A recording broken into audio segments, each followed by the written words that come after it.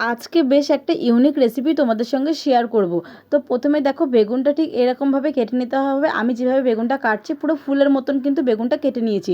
আর এই রেসিপিটার নাম হলো বেগুনের ফুলঝুরি। একদম একটা ইউনিক রেসিপি না বলো?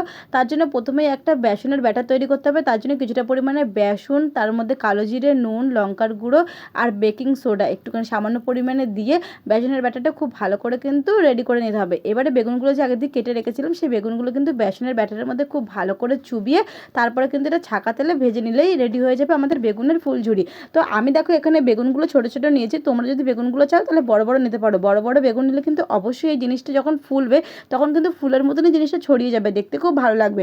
তো দেখো এখানে আমার রেডি হওয়া হয়ে গেছে। আর এই কত সুন্দর খেতে হয়েছিল, তোমরাও কিন্তু অবশ্যই বাড়িতে খেও। আমরা তো অনেক বেগুনই খেয়েছি, কিন্তু এই ইউনিক রেসিপিটা তোমরা বাড়িতে ট্রাই করো। আর তোমরা কে কোথা থেকে আমার ভিডিও দেখছো একটু আমাকে অবশ্যই কমেন্ট করে জানিও, তাহলে কিন্তু আমার খুব ভালো লাগবে। আর অবশ্যই করে কিন্তু আমাকে ফলো করতে ভুলো না।